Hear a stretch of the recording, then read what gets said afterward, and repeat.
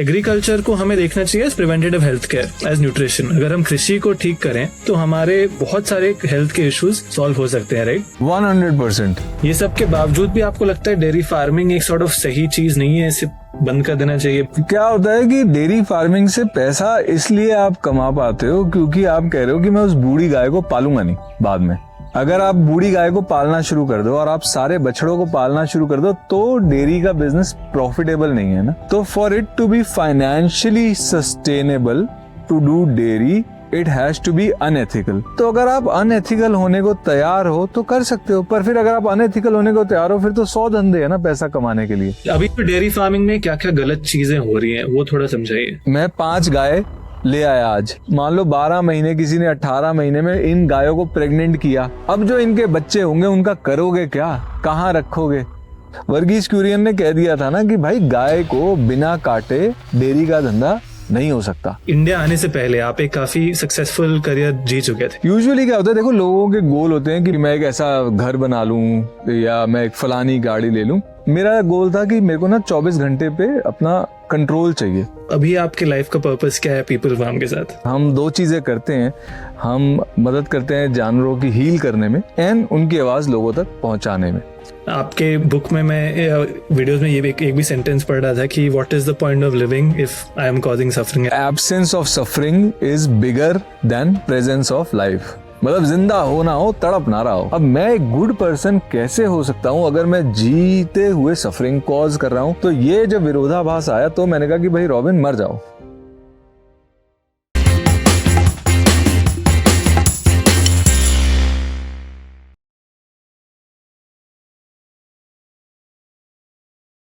Robin, firstly thank you यहाँ आने के लिए। मैं काफ़ी एक्साइटेड हूँ आपसे बात करने के लिए।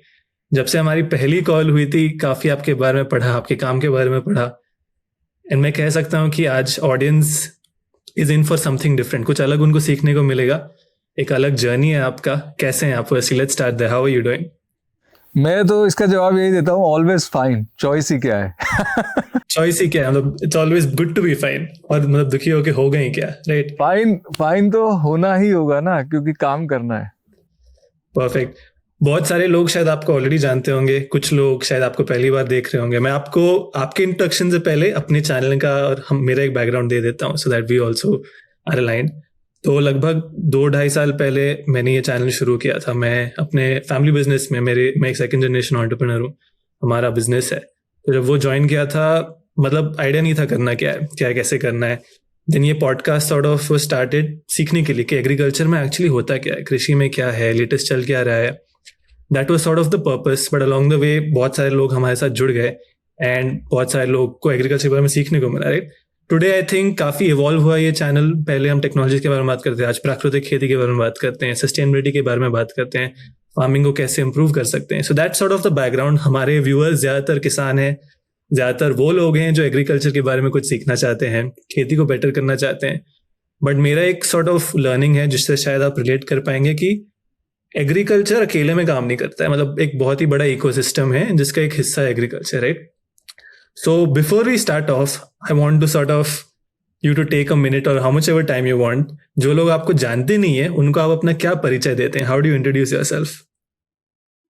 कि मैं पीपल फार्म का को-फाउंडर हूँ एंड मैं अपने काम से ही पहचान है मेरी। और हम 2 चीज़ें करते हैं। हम मदद करते हैं जानवरों की हील करने में एंड उनकी आवाज़ लोगों तक पहुँचाने में। तो ये काम लगभग मैं 10 साल से ऊपर हो गए मुझे करते हुए। 2014 दिसंबर में हमने शुरू किया था। तो दैट्स व्हाट आई डू। इससे पहले अगर मैं प्रोफेशनल बैकग्राउंड कहूँ तो इससे पहले मैं यूएस में एक टेक कंपनी चलाता था एंड उससे पहले मैं हैकर था। आप वो टेक्नोलॉजी वाले जो अब टुवर्ड्स बैक टू इंडिया, वो बहुत ही, मतलब मैं तो आपका किताब पढ़ा, आपके वीडियोस देखा, काफ़ी इंस्पायरिंग जर्नी था। But let's start. मतलब मैं चाहता हूँ कि एक कॉन्टेक्स्ट लोगों को सेट करें कि आप आए कैसे। पीपल फार्म पे भी हम बात करेंगे, बट डे 1 आपका, मतलब लेट्स से अर्ली डेज कैसे थे, एंड पीपल फार्म से पहले आप क्या कर रहे थे? How did you get to this? People farm से पहले मैं एनिमल वेलफेयर में मैंने काम करना शुरू किया था एंड उससे पहले मैं भारत में भटक रहा था। मैं अपनी खुशी खोज रहा था और मेरा एक सपना था कि मुझे लग रहा था कि यार मुझे ना ज़मीन से जुड़ी ज़िंदगी जीनी है, मुझे अपना खाना खुद उगाना है और शायद उससे मुझे खुशी मिल जाए। तो इट वाज़न्ट कि भाई ओ मुझे नॉन पॉल्यूटेड खाना है इत्यादि इत्यादि, ऐसा कुछ नहीं। मुझे था कि उससे शायद मुझे खुशी मिले। तो मैं केरल में मेरी जर्नी शुरू हुई थी फार्मिंग वाली। मैं गया था देखने कैसे होता है लैंड लेने, तो मुझे लगा कि भाई ये तो बड़ा ही मुश्किल काम है। एंड काम ही है, ठीक है, टेक में भी आप पूरा दिन काम कर रहे हो, खेती किसानी में भी काम ही कर रहे हो। तो मुझे समझ नहीं आया था कि मैंने कहा कि अगर उसमें मुझे खुशी नहीं मिली तो इसमें मुझे खुशी कैसे मिल जाएगी। पर कहीं पे फिर भी मेरे बैक ऑफ द माइंड में था कि मैं ना अपना खाना खुद उगाऊं, और उसका कारण ये था कि खाने के पीछे ना एक सफरिंग होती है। जैसे लोग जो हम लोग जो शाकाहारी हैं, अंडा नहीं खाते, दूध भी नहीं पीते, कई लोग, मैं भी नहीं पीता, तो वो सोचते हैं कि भाई हमारे खाने के पीछे सफरिंग नहीं है। पर ऐसा नहीं है। आप जब भी you are working the land, तो आप सफरिंग तो कॉज कर ही रहे हो। अब हम खेत में काम कर रहे हैं, केचुए भी मरते हैं, घोंगे भी मरते हैं, जब पानी भरते हैं तो चूहे भी मरते हैं। एंड फिर वो खाना जब आप तक आता है उसके लिए भी ट्रांसपोर्टेशन चाहिए होती है। ट्रांसपोर्टेशन के लिए भी जंगल कटते हैं, तब सड़कें बनती हैं, कोल यूज़ होता है, पेट्रोलियम यूज़ होता है। तो हर चीज़ के पीछे सफरिंग फुटप्रिंट है। तो मुझे था कि मैं अपना खाना उगाऊंगा एकदम घर में ही, तो वो सफरिंग फुटप्रिंट उसका थोड़ा कम रहेगा। बट वो हुआ नहीं। मैं एनिमल वेलफेयर में काम शुरू कर दिया था, डॉग्स की स्टरलाइजेशन कर रहा था मैं दिल्ली में। एंड देन तब मेरे दिमाग में एक आइडिया आया कि ये दोनों पर्सनल एंड प्रोफेशनल मैं कंबाइन कर सकता हूँ। अगर मैं गांव में मूव हो जाऊँ, खाना उगाऊँ, मेरे पास लैंड होगा, मैं सिर्फ कुत्तों की नहीं, बकरों की, गाय की, जिसकी भी मदद, जो भी जानवर मिलेगा उसकी मदद कर पाऊंगा। तो ये मेरी जर्नी रही।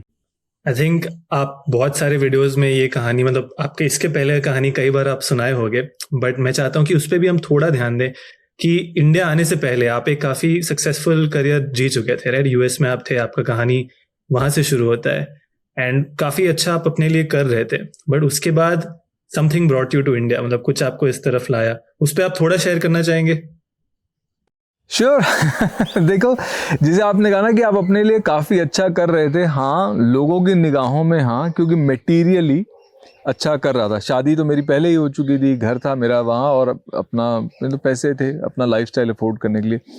यूजुअली क्या होता है, देखो, लोगों के गोल होते हैं कि मैं ना एक्स अमाउंट, मतलब कि मैं एक ऐसा घर बना लूँ या मैं एक फलानी गाड़ी ले लूँ। और जब वो गोल अचीव भी हो जाते हैं ना, वो क्या करते हैं, वो गोल पोस्ट को थोड़ा सा आगे कर देते हैं। गाड़ी के बाद या तो 2 गाड़ी या बड़ी गाड़ी, या घर के बाद अब अपार्टमेंट के बाद अपना बंगलो, कई लोग फिर आगे आगे बढ़ते बढ़ते आइलैंड तक खरीद लेते हैं। लकीली कह लो कि मेरा गोल जो था कभी मटेरियल नहीं था। मेरा गोल था कि मेरे को ना 24 घंटे पे अपना कंट्रोल चाहिए। एंड व्हाट हैपेंड वाज कि जब मेरा वो कंट्रोल आ गया, जब मुझे अपने दिन के 24 घंटे फ्री मिल गए, मुझे काम नहीं करना पड़ता था अपना लाइफस्टाइल के लिए। अब 24 के बाद 25वां घंटा नहीं है। तो ये जो सिस्टम जिसमें लोग फंसे हुए हैं ना, कि जो चाहते हैं मिल जाता है, फिर वो उसका बड़ा वर्जन चाहते हैं, वो मेरे लिए it broke, because there is no 25th hour. And एक चीज तो मेरे साथ ये लकी हुई। दूसरी चीज ये थी कि जब मैंने शादी करी थी ना, तो मैंने पहले ही अपनी जो होने वाली मिसेस थी, मैंने कहा देखो भाई, शादी तो मैं कर लूंगा। शादी भी कोई ऐसा नहीं कि मुझे शादी करनी थी। उसने कहा भाई डेट करना है मेरे साथ तो शादी करनी पड़ेगी। मैं कहा शादी का क्या है, कर लेंगे, क्या है, पेपर ही तो है, स्टैंप लगेगी, कर लेंगे शादी, पर बच्चे नहीं करूंगा, क्योंकि मुझे अपनी आज़ादी प्यारी थी। और मुझे ये था कि भाई बच्चे होंगे ना, तो अब आप फिल्म नहीं देखने जा सकते, रात को आपका मन किया 3 बजे उठ के यार घूमने चलना है, आप पहले बच्चे का सोचो। ऐसे जैसे मैं 23 साल का था यार जब मेरी शादी हुई, 22 का था मैं शादी हुई, तो दिस वाज माय आइडिया। तो बच्चों के लिए पहले ही मना कर दिया था। तो वो जो सामाजिक एक टेम्पलेट होता है जो आपको बिजी रखता है कि पढ़ाई, नौकरी, शादी, बच्चे, फिर बच्चे की पढ़ाई, बच्चे की नौकरी, बच्चे की शादी, बच्चे के बच्चे, वो सामाजिक टेम्पलेट भी मेरे लिए, उससे भी मैं बाहर था। जो मैंने अपने आप को गोल दिया वो भी समाज से अलग था। तो जब मेरा गोल अचीव हो गया तो मैं था खाली, और मैंने कहा भाई अब मैं करूं तो करूं क्या। एंड तब मैंने रियलाइज़ किया कि मुझे जीना नहीं आता, मुझे पैसा कमाना आता है, मुझे टेक्नोलॉजी के बारे में पता है, I don't know how to live, I don't know happiness क्या है। तो मैंने लाइब्रेरी जाके पढ़ना शुरू किया ज़िंदगी के बारे में। तब मैंने फ़िलॉसफी पढ़ी, बुद्ध के बारे में पढ़ा, बहुत कुछ पढ़ा। और फिर मुझे समझ में आया कि ये जो खुशी हमें बताई जाती है तो ऐसे ही है, लॉलीपॉप, ये तो सामान बेचने के लिए है कि भाई मेरी जीन पहन लो, लीवाइस कहेगा तुम एकदम स्टार बन जाओगे, कोका कोला कहेगा हमारी ड्रिंक पी लो हैप्पी हो जाओगे, फलाना कहेगा दोस्तों के साथ करना है, एक पैग लो, सिगरेट लो, ये सब बेवकूफ़ी, हमें बेवकूफ़ बनाते हैं। तो मैं इंडिया तब आया था अपनी खुशी खोजते हुए कि जीने का I am sure there is a different and better way. ऐसा एक प्रश्न है मुझे आपसे, मतलब कई बार मैं भी देखता हूँ, शायद ये मतलब थोड़ा मतलब डायरेक्ट क्वेश्चन होगा, डोंट माइंड मी, बट कई बार ऐसे होता है जैसे हम एंटरप्रेन्योर्स को भी देखते हैं कि बहुत मेहनत कर लेते हैं पहले, बिजनेसमैन वाले 12 14 16 घंटा काम करते हैं, एक बार पैसा आ जाता है फिर अपना हेल्थ का देखते हैं। जैसे आपके भी लाइफ में आपने एक लेवल ऑफ सक्सेस अचीव कर लिया था, शायद वो मॉनेटरी था, वैलिडेशन था, बट आई एम श्योर कि आज मतलब एक आपको सिक्योरिटी तो मिला होगा कि शायद मेरे पास ये बैंक में है या खुद का ऐसा एक फंड है जो मुझे बैक कर सकता है। मैं इसलिए भी ये बोल रहा हूँ क्योंकि ये मेरे जो ऑडियंस है, जनता बहुत पूछते हैं कि उनके लिए पैसा सबसे जरूरी चीज है। किसान लोग जो आज स्ट्रगल कर रहे हैं, they think money is the most important thing, right? लोग को मतलब अपना हेल्थ का ख्याल या दूसरों को अच्छा करना हमेशा ये पैसा और सक्सेस के बाद ही क्यों आता है? Is there some correlation? हाँ, क्योंकि उससे पहले आप एक लूप में फंसे होते हो ना। आपको बताया गया है कि खुशी हमेशा आगे है, वहां है ना। तो आप भाग रहे हो। अब जो वहां तक पहुंचेगा नहीं उसको पता नहीं लगेगा ना, अरे ये तो बेकार था, गोल खोखला था। तो you're just always running, and when you find it and you see कि ये कितना खाली है, तब आप दूसरी चीज़ों पे फोकस करते हो। Now that said, पैसा तो आपको चाहिए, एक बेसिक लेवल ऑफ सक्सेस आपको क्योंकि अगर आपको रोज यही डर है कि मेरी कल की रोटी कहाँ से आएगी, या मेरा बच्चा या मेरे माँ बाप या मेरी वाइफ आज बीमार होती है तो मैं उसकी मेडिकल फैसिलिटी का पैसा कहाँ से लाऊंगा, how can you be happy? तो वो आपको एक बेसिक सिक्योरिटी चाहिए। लेकिन लोग गलती कहाँ पे करते हैं, वो सोचते हैं कि सिर्फ पैसा ही जरूरी है ना। तो देयर इज अ डिफरेंस, पैसा जरूरी है बट मात्र पैसा जरूरी, ये बात गलत है। तो you have to know when you have to stop. I think वो हाँ काफी फेयर पॉइंट है, क्योंकि आज जो यंगस्टर्स, जैसे मैं इस इंडस्ट्री में 24 साल का हूँ, बहुत सारे यंगस्टर्स नहीं है खेती में, एग्रीकल्चर में, लेकिन कई सारे लोग आना चाह रहे हैं। मतलब अब हम वीडियोस बना रहे हैं, मुझे लग रहा है अगले 10 15 साल में कृषि की तरफ बहुत सारे यंगस्टर्स को आना चाहिए, जरूरत है। बट वो पैसा कमाने के उद्देश्य से आएंगे मोस्ट लाइकली, राइट? मैं आपसे एक प्रश्न पूछना चाहता हूँ before we move into the core of the podcast. किसान हो चाहे मेरे जैसा एक यंगस्टर हो, उनका पैसा के प्रति क्या रिलेशन होना चाहिए? मतलब how do they approach money and success? यार देखो, पता है, अगर कोई मुझे कहे ना कि ओके, मैं डिफरेंट एग्जांपल देता हूँ आपको। कोई कहे कि यार मुझे ना अभिनव ईंटें चाहिए, you will find that really stupid, right? मुझे ईंट चाहिए, हु सेज मुझे ईंट चाहिए? कोई कहे कि मुझे ना घर बनाना है, उसके लिए मुझे ईंट चाहिए, तो समझ में आएगा। सेम थिंग इज लाइक कोई कहता है मुझे पैसा चाहिए, paisa is means to an end. आपका जिंदगी का गोल क्या है, पहले ये तो बताओ। अगर आपको जिंदगी का पूरा पर्पस भी नहीं पता तो कम से कम एक गोल तो हो कि मुझे पैसा किस लिए चाहिए, वो पता होना जरूरी है। विदाउट दैट तो आप बस अंधाधुंध भाग रहे हो। जैसे मैं अपना एग्जाम्पल दूं तो जब 2003 में मैंने अपना गोल बनाया कि मुझे फाइनेंशियल फ्रीडम चाहिए, मुझे किसी की नौकरी नहीं करनी, तो आई हैड अ गोल और उसके लिए मुझे एक्स अमाउंट ऑफ पैसा चाहिए था। That is why I stopped. Otherwise तो मैं भी भागता रहता। भाग ही रहे हैं लोग, अरबपति लोग भी आज भाग रहे हैं। तो आप कह रहे हैं कि समझ जाओ कि कितना पैसा चाहिए जिससे तुम्हारे जिंदगी का एंड पर्पस फुलफिल हो जाए। समझो कि आपकी लाइफ का पर्पस क्या है, ताकि आपको पता हो कि कितना पैसा चाहिए।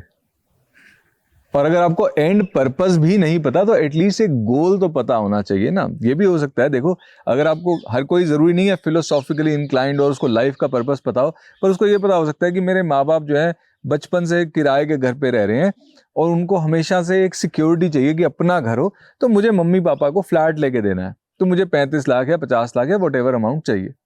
But set a target, because because होता क्या है, then you don't know when to stop. Reddit के जो फाउंडर थे, जिन्होंने सुसाइड कर ली थी बाद में, he gave a very good quote. He said कि I climbed the mountain of shit to pick that one rose, by the time I got there I had lost my sense of smell. मतलब भागते जाते हो, जब पहुंच जाते हो तो आपको उसका वैल्यू ही नहीं मिलता है। पता भी नहीं होता कि हमें ये चाहिए क्यों था in the very first place, क्योंकि सब कुछ छूट चुका है बाकी का। पहले जब आप 10 साल पहले आपका पर्पस था कि आपको अपने टाइम पे कंट्रोल चाहिए, मतलब हाँ, आपको गोल था मेरा, एक गोल था। गोल था, तो वो गोल इवॉल्व होके मतलब अभी आपकी लाइफ का पर्पस क्या है पीपल फार्म के साथ? तो जब वो गोल हो गया अचीव और मुझे पता लगा कि यार ये तो गोल है, अब मेरे पास आज़ादी तो है। अब आज़ादी है, पर आज़ादी किस लिए है वो नहीं पता था। और मुझे ये भी नहीं पता था कि हमें एक्चुअली हमेशा अपने आप को ऑक्यूपाइड रखना होता है। जिस इंसान की ज़िंदगी में कोई समस्या नहीं होगी जिसे वो सुलझा रहा है, वो पागल हो जाता है। फिर वो ड्रग्स, अल्कोहल, ये लाल पीले काले बाबाओं के चक्कर में पड़ जाता है। तो जब मैं भारत आया, मुझे ये बात नहीं पता थी। मुझे जब एक्सीडेंटली पर्पस मिला, मुझे तो एक लेडी मिली, वो पशुओं की मदद कर रही थी, कुत्तों की मदद कर रही थी। मैं उसके लोरेन। साथ, लॉरेन, राइट, ऑरोविल में। तो मैं लॉरेन के साथ मदद करने में लग गया, क्योंकि मैंने खुशी पे गिव अप कर दिया था। तो मेरे साथ तो लाइफ में हमेशा तुक्के लगे, मैं कोई समझदार नहीं था। तो लॉरेन के साथ जब मैं पर्पस के रास्ते पे चला, और फिर मेरा एक गोल बना। मेरा गोल ये बना कि देखो, हम जिंदगी में हम जी रहे हैं ना, तो हम सफरिंग कॉज कर रहे हैं। आप बिना सफरिंग कॉज किए जी नहीं सकते। आप चलोगे तो कीड़े मरेंगे। जैसा मैंने कहा कि अब मैं कपड़ा पहना है तो कहीं खेती हुई ना, उससे पहले कहीं जंगल कटा, इसकी केमिकल भी लगा होगा इसका, कहीं रिवर पॉल्यूट हुई, गंद तो मेरी वजह से मच रहा है जीने की वजह से। तो या तो मैं अपने आप को मार लूं, या मैं अपनी लाइफ को रीपर्पस करूं जो दुनिया में सफरिंग है उसको कम करने के लिए। तो ये मेरा एक हमेशा का पर्पस बन गया, मुझे जीना है सफरिंग को कम करने के लिए। तो उसी पर्पस पे मैं चल रहा हूं तब से। आई थिंक मतलब बहुत ही अच्छे से आपने बताया। मैं आज के पॉडकास्ट से ये प्रयास करूंगा कि शायद ये जो सफरिंग का कॉन्सेप्ट है, ये कैसे एज इंसान हम सफरिंग कम कर सकते दुनिया में, उसको कृषि से जोड़ें, किसान से जोड़ें।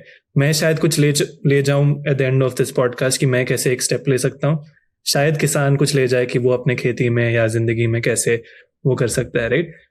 उससे पहले आपने जो ये सफरिंग का बात किया, मैं जानता हूँ फिर से, क्योंकि मैं तो ऑफकोर्स आपको फॉलो कर रहा हूँ, but would you like to set context कि अभी तक पीपल फार्म में आपने ये सफरिंग को कैसे और कितना कम किया है? आई थिंक लोग को वो जानना जरूरी है, ताकि वो रियलाइज करें कि you know what's the positive impact you are having on the world. तो देखो, एक तो ना मैं इसको दो भाग में बांटता हूँ। एक तो है कि आप जिस तरह जी रहे हो, सफरिंग तो आप कॉज करोगे, थोड़ा आप प्रयास करो कि वो सफरिंग कम से कम कॉज करो। तो जैसे भाई, आप अगर दूध नहीं पी रहे तो गाय की सफरिंग कम कर रहे हो, आप कम कॉज कर रहे हो, कम नहीं कर रहे, आपकी वजह से सफरिंग नहीं हो रही उस गाय को।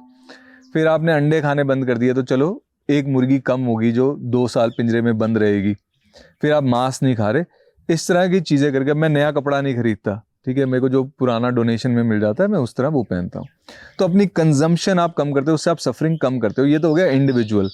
Now People Farm as an organisation, हम एक हॉस्पिटल चलाते हैं। तो जो सड़क पे जो भी एनिमल्स होते हैं, एक तो डॉग्स होते हैं। डॉग्स तो देखो सड़क पे लोग अबैंडन भी करते हैं, लेकिन बड़े सारे सड़क पे पैदा हो रहे हैं। और जो सड़क पे लोग गाय फेंक देते हैं, बूढ़ी गाय होती है, वो फेंक देते हैं, 6-7 साल बाद उसकी मिल्क यील्ड ड्रॉप हो जाती है, वो सड़क पे आ जाती है। या गाय अब दूध देती है, जब बछड़ा देगी, बछड़ा या बछिया देगी तो ही दूध देती है। तो लोग ना बछड़े पालना चाहते हैं, अब तो बछिया भी नहीं पालना चाहते कि कौन 3 साल तक पालेगा इसको सड़क पे फेंको, क्योंकि ये माँ का दूध पिएगी या पिएगा तो नुकसान होगा, इसे सड़क पे फेंको। तो हम क्या करते हैं, अब जब ये सड़क पे आ जाते हैं एनिमल्स, तो जो सर्वाइव कर जाते हैं वो कभी एक्सीडेंट में होते हैं, कभी बीमार होते हैं, हम उनके इलाज के लिए हॉस्पिटल चलाते हैं।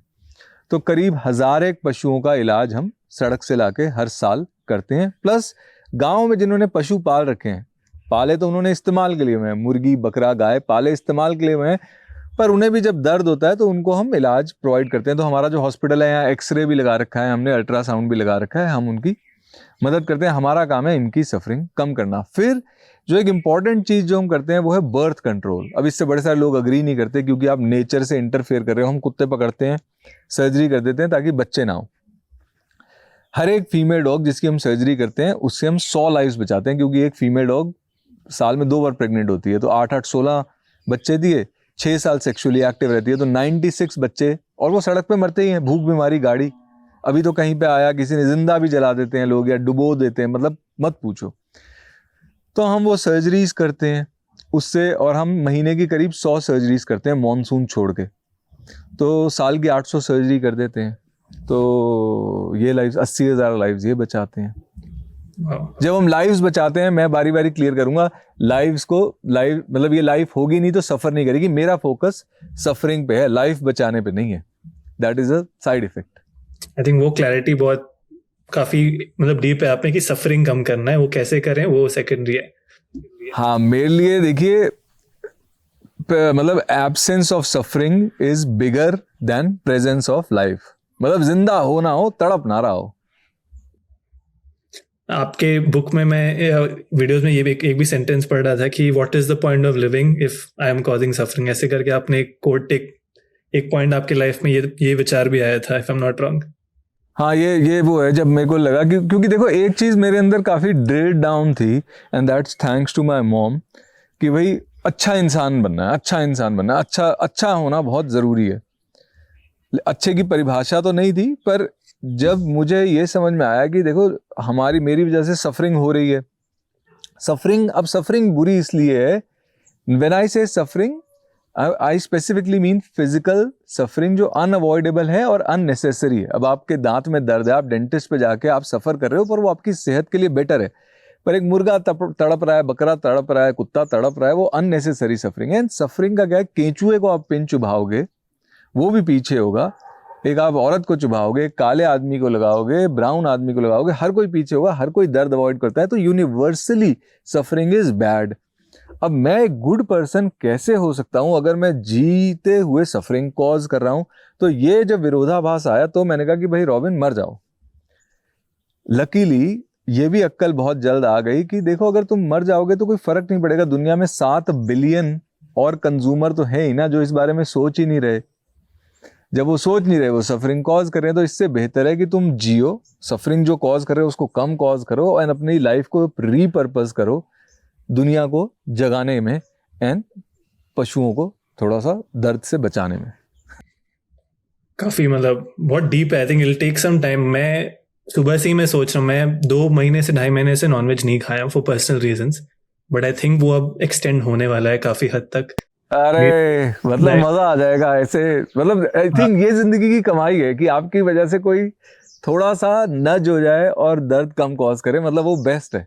हाँ, मेरे फैमिली में भी मेरे पापा नहीं खाते हैं, बाकी लोग तो खाते हैं, बिकॉज वो एक फोटोग्राफर थे। इसके बाद जनरली मैं बात कर रहा हूँ, इसके बाद हम लोग टॉपिक पे आएंगे।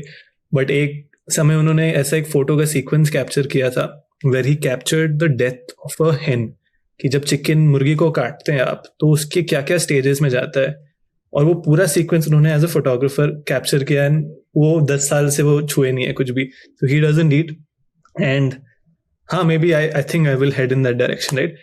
बट आई थिंक पिछले 10 साल से आप ये कर रहे हैं, कृषि से और किसानों से भी आपका एक क्लोज कनेक्ट डेवलप हुआ होगा। As of today People Farm के माध्यम से एंड पीपल फार्म के बाहर भी, how closely are you correlated to agriculture and farmers? तो पीपल फार्म का कृषि का काम नहीं है, मेरा अपना पर्सनल रुचि भी है। और जैसा कि मैं जो सब्जी है जो फार्म की खाता हूँ, अपना सब्जी फ्रूट जो है वही खाता हूँ जो मैं उगाता हूँ।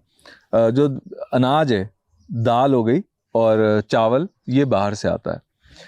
तो और वही चीज़ें मैं शेयर भी करता हूँ। एंड देखो जब मैंने ये उगाना शुरू किया ना अपने लिए खाना, तो मेरे लिए तो एक लर्निंग एक्सपीरियंस था बहुत बड़ा। तब मुझे ये समझ में आया कि यार किसान BMW और ऑडीज और मर्सिडीज में क्यों नहीं घूम रहा।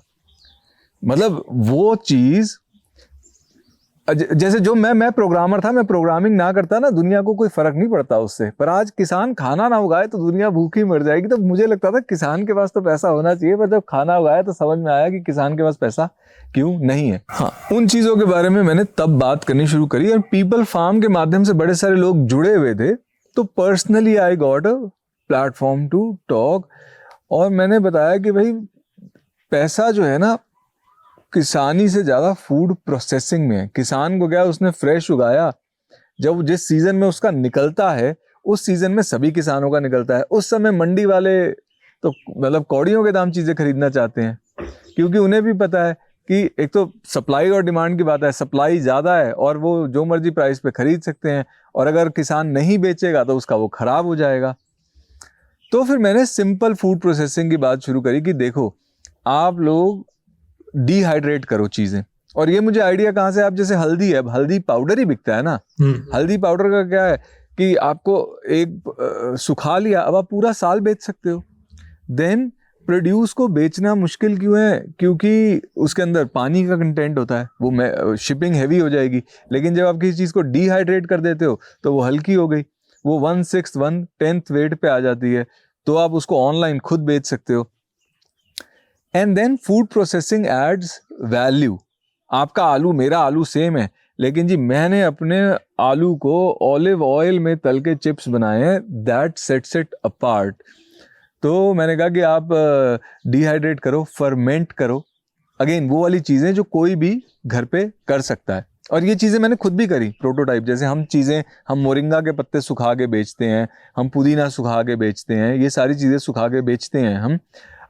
फिर मैंने कहा फर्मेंटेशन करो, तो अब हम जैसे कंबूचा है, एक फर्मेंटेड ड्रिंक है, वो बना के बेचते हैं। पर जैसे अब आपके नींबू उतरे हैं तो फ्रेश की बजाय अचार बना के बेचो। फूड प्रोसेसिंग में you can set it apart. And another food processing technique जिसके बारे में मैंने बात करी है, वीडियो कई लोग इससे चिढ़े भी थे कि देखिए, अगर आपको गेहूं है, आप गेहूं 20 रुपए किलो बेचते हो, उसका आटा कितना 30 रुपए किलो बेचोगे, 40, लेकिन उसी गेहूं को आप स्प्राउट कर लो, now that is malted wheat, और फिर उसको डिहाइड्रेट करो, सुखा लिया और तब उसका आटा बनाया, वही 200-400 रुपए का किलो का बिक रहा है आटा। अच्छा, मैं नहीं कह रहा हर कोई ऐसा करे, नहीं तो गरीब आदमी रोटी कहाँ से खाएगा, पर आप अपना कुछ प्रोड्यूस तो ऐसे करके बेच सकते हो, पैसा कमा सकते हो। अब जब हम बचपन में वो नहीं पीते थे मॉल्ट ओवा, अब वो क्या है, that was malted barley mixed with थोड़ा सा फ्लेवर्स, और कितना महंगा होता है वो, आटे के रेट पे थोड़ा है। तो इस तरह की चीज़ों के बारे में मैंने बात करी, लोगों ने कनेक्ट किया, बड़े सारे लोगों ने फिर वो अदरक सुखा के बेचनी शुरू करी, तो इस तरह लोगों ने अपने अपने अपने ब्रांड्स बनाए। फूड प्रोसेसिंग में लेकिन हमेशा एक विचार रहता है किसान का कि इसके लिए बहुत पैसा चाहिए, इसके लिए बहुत उत्पादन चाहिए, और छोटा किसान कम पैसे के साथ इसे शुरू नहीं कर सकता है। जैसे आपने कुछ उदाहरण दिया कि मोरिंगा के पत्ते को आप सुखाते थे, गेहूं का आप कर रहे थे, टर्मरिक का कर रहे थे।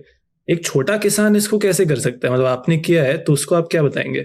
हाँ, हमने इसीलिए सब कुछ प्रोटोटिपिकल किया ना, बिकॉज मेरा ये काम नहीं है, मुझे खेती से कोई पैसा नहीं कमाना, मैं इसमें घुसा नहीं हुआ, तो ही मैंने प्रोटोटाइप्स किए कि देखो ये पॉसिबल है। तो ही मैंने सिंपल फूड प्रोसेसिंग की बात करी। आई मीन ऐसे तो आप केला है, जैसे हमारे यहाँ केला बहुत उतरता, मैं तो अपना केले को कुछ को फ्रीज करके रख लेता हूँ, पर अब उसका केले का आपने पैसा कमाना है तो आप फ्रीज ड्राई करके स्नैक बना सकते हैं। डॉग ट्रीट्स बिकती हैं केले की फ्रीज ड्राइड, बड़ी महंगी है, लेकिन फ्रीज ड्राइंग का प्लांट ही बड़ा महंगा है। तो मैंने उसकी बात नहीं करी, मैंने 3 चीज़ों की बात करी जो किसान घर में कर सकता है, जो हम करते आए हैं चीज़ें, स्प्राउटिंग, फर्मेंटिंग एंड डिहाइड्रेशन, इन 3 चीज़ों की। और ये 3 चीज़ें कंबाइन भी करी जा सकती हैं। जैसे आई थिंक नॉर्थ ईस्ट में गुंडरुक, जैसे ग्रीन आपके वाइल्ड ग्रीन्स बहुत सारे इस सीज़न में होते हैं।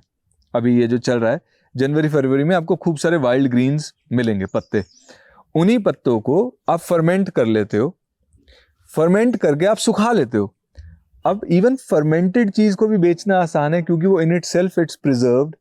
फर्मेंट करके आपने सुखा लिया तो उसका वेट भी कम हो गया, अब तो आप उसको बिल्कुल ही तसल्ली से बेच सकते हो। अंडरस्टूड। मतलब आपने बोला कि आप इसे अभी कमर्शियली नहीं बेचते हैं अपने खेती के कोई भी प्रोड्यूस को, right?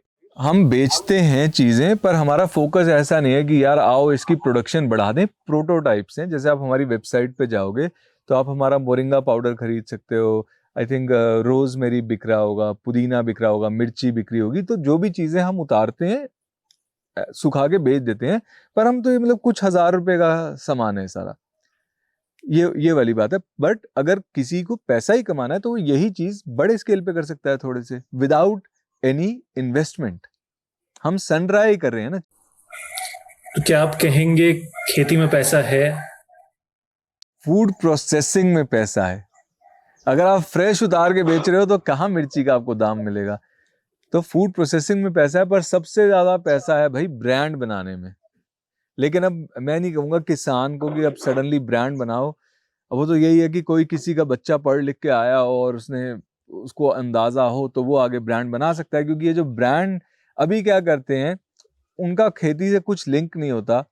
They are just buying stuff white labeller से अपना नाम लगाते हैं, एड से अपना नाम बड़ा करते हैं, एंड वहां पे है मेन जो ये लोग पैसा कमाते हैं। तो it's like a pyramid. Top पे ब्रांड है, बीच में फूड प्रोसेसर है, सबसे नीचे किसान है, और सबसे नीचे वालों के पास पैसा नहीं है, फूड प्रोसेसर के पास थोड़ा सा पैसा है, एंड ब्रांड वालों के पास सबसे ज्यादा पैसा है। आपका भी लेकिन पीपल फार्म प्रोडक्ट्स जो मैं देख रहा था, मतलब पहली बार मैं देखा, उसके बारे में थोड़ा बता सकते हैं? उसमें बहुत सारे अलग अलग प्रोडक्ट्स हैं, क्या वो आपके सारे इन हाउस खुद के खेती के प्रोडक्ट्स है, कैसे हैं वो थोड़ा समझा सकते हैं? तो पीपल फार्म प्रोडक्ट्स देखो ऐसे शुरू हुआ था कि दो चीज़ें थी। जैसे हमने जब खेती अपनी शुरू की, ठीक है, तो पहले एक्सेस फूड हो जाता है, तो ये था कि भाई इसका क्या करें। एंड साथ ही में शिवानी जो वन ऑफ द को फाउंडर्स ऑफ पीपल फार्म है, मेरी वाइफ भी हैं वही, तो उसका एनिमल्स ठीक लगते हैं उसको, पर उसका इंटरेस्ट मोर था कि मुझे लड़कियों को ना एम्पावर करना है। एंड एम्पावरमेंट का फर्स्ट स्टेप है एम्प्लॉयमेंट। भाई आपकी जेब में थोड़ा पैसा होगा तो आप अपने किसी को बोल पाओगे ना कि हमको ऐसे अब्यूज मत करो। तो 3 तरह के हम प्रोडक्ट्स बनाते हैं। एक तो जो हमारे फार्म से उतरा उसको हमने सुखा के बेचा, मतलब प्रोसेस करके बेचा, जो कि मोस्टली हमारा डिहाइड्रेशन ही रहता है। सेकंड वो कि जो हम प्रोड्यूस खरीद लेते हैं, जैसे मूंगफली खरीद ली, उसकी सिंपल फूड प्रोसेसिंग करी, विदाउट प्रिजर्वेटिव्स डाल के हमने उसको बेचा। ये वो प्रोडक्ट्स हैं जो हम अपने लिए बना ही रहे थे। जैसे पीनट बटर बिना चीनी, बिना तेल, बिना नमक वाला हमें खाना पसंद था, तो वही हमने बनाया और वही हम बेच भी रहे हैं। एंड थर्ड वो है जो हम फर्मेंट कर रहे हैं चीजें, जो हमारा एक प्रोडक्ट है कॉम्बूचा, विच इज फर्मेंटेड टी।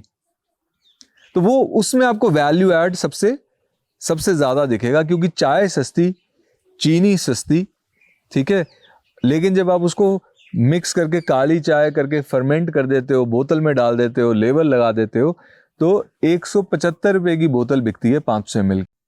क्या बात है! और आपको आपकी खेती में मैं अज्यूम कर रहा हूँ कोई भी प्रकार का फर्टिलाइजर केमिकल का इस्तेमाल तो आप? नहीं, हम तो खेती में गुड़ाई भी नहीं करते। अच्छा, no till farming. No till farming क्या होता है? किसी बिगिनर को समझाना है जो, मतलब अपनी, कैसे आप समझाएंगे? देखिए, नो टिल फार्मिंग मेन जो फंडा है वो आपको गुड़ाई नहीं करनी। अब गुड़ाई क्यों नहीं करनी, उसके 2 कारण है। अगर आप एम्पैथेटिक हो थोड़ा, तो सिंपल है कि भाई जितनी आप गुड़ाई करोगे उतने कीड़े वीड़े मरेंगे। और दूसरा, अगर हम प्योरली, अगर आपको कीड़ों की परवाह नहीं भी है, प्योरली अगर आप सिर्फ इकोसिस्टम के हिसाब से देखो, तो क्या है कि अब सॉइल में जैसे न्यूट्रिएंट्स कहाँ से आते हैं, जो आपके माइक्रो ऑर्गेनिजम्स हैं, जो कीड़े हैं, जो फंगस है, वो चीज़ों को बायोडिग्रेड कर रहे हैं ना, जो पत्ते गिरे और ये सब, इन चीज़ों को बायोडिग्रेड कर रहे हैं और न्यूट्रिएंट्स जो है अनलॉक कर रहे हैं। नाउ जब आप गुड़ाई कर रहे हो तो ये सारा सॉइल फूड वेब हिल गया। इट्स लाइक कि किसी शहर पे आर्मी ने अटैक कर दिया, सब लोग विस्थापित हो गए। जब वो विस्थापित हो गए तो अपना काम नहीं कर सकते ना, वो पहले खुद को रीबिल्ड करेंगे। जब तक वो रीबिल्ड करेंगे आप फिर गुड़ाई कर दोगे। लेकिन जब ये सब इनका इकोसिस्टम बना रहता है तो they can keep adding nutrients to the soil.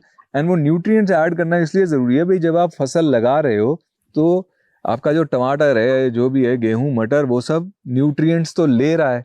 तो आप न्यूट्रिएंट्स लेते रहोगे और डालोगे नहीं, तो फिर इवेंचुअली तो सॉइल बैंकरप्ट हो जाएगी। तभी तो लोगों को आज यूरिया डालना पड़ता है, 12, 32, 16 डालना पड़ता है।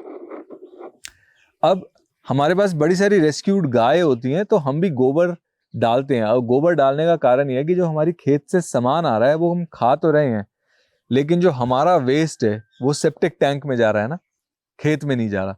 तो it's not a circular thing, तो इसलिए गोबर हमें फिर भी ऊपर से डालना पड़ता है।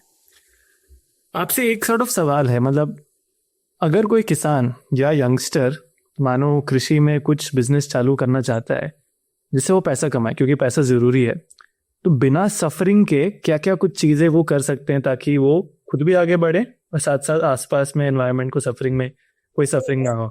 अब देखो, बिना सफरिंग की बात नहीं है, आप ये देखो लो सफरिंग। बिना सफरिंग तो आइडियल है, वो तो मुमकिन नहीं है ना। आप लो सफरिंग में कुछ उदाहरण या कुछ सजेशंस किसान को आप दे सकते हैं? हाँ, मैं कहूँगा मोरिंगा। देखो, मोरिंगा बहुत पॉपुलर है। मोरिंगा के पत्ते जो है न्यूट्रिशियस है, उनको सुखा के बेचना आसान है, तो मोरिंगा उगाओ।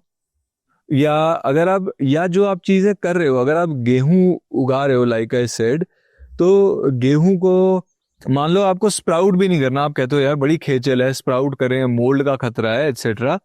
गेहूं को आप किसी स्लो चक्की में पिसवाओ, ठीक है, वो बेटर है rather than जो फास्ट चक्की में पिसा हुआ होता है, आप वो उस तरह करके बेच सकते हो।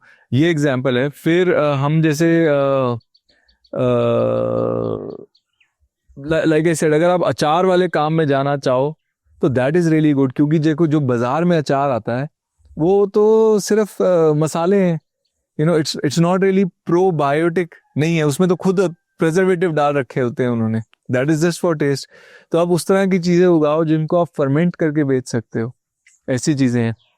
आई थिंक एक दो टॉपिक है जिसमें मैं बात करना चाहता हूँ, उसको लेकिन फॉर होल्ड पे डालूंगा। ऑफ कोर्स डेयरी फार्मिंग, उस पर बहुत सारे आपके वीडियोस भी हैं, बहुत सारे लोग के सवाल उठते हैं, मेरे ऑडियंस में बहुत सारे किसान हैं जो डेयरी फार्मर्स हैं, राइट।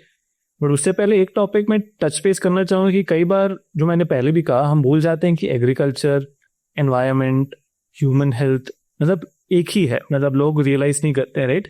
अभी कल परसों किसी गेस्ट से मैं बात कर रहा था, वो बता रहे थे कि एग्रीकल्चर को हमें देखना चाहिए as preventative health care, as nutrition. अगर हम कृषि को ठीक करें एंड कृषि में न्यूट्रिशन पे फोकस करें तो हमारे मतलब बहुत सारे हेल्थ के इश्यूज सॉल्व हो सकते हैं, राइट। 100% अग्रीड। हाँ, जैसे एक और उदाहरण पे आप देखें, यहाँ पे कैच है, जैसे हम लाइफ स्टॉक का बात करते हैं या फिर ग्रेजिंग का बात करते हैं, एनिमल फार्मिंग का बात करते हैं, लगभग 60 या 70% ग्रीन हाउस गैस एमिशन उनसे आता है, if I am not wrong, मतलब around this number. But they are equally responsible for improving soil organic carbon in the soil, right. ठीक है, एक ही प्रकार से इस पॉडकास्ट से पहले मैं रिसर्च कर रहा था कि लगभग पूरे दुनिया का 70% एंटीबायोटिक्स जो होते हैं वो यूज होते हैं एनिमल फार्मिंग में, और अल्टीमेटली उनके जो प्रोडक्ट्स हम खाते हैं वो एंटीबायोटिक रेजिस्टेंस हम डेवलप करते हैं, राइट।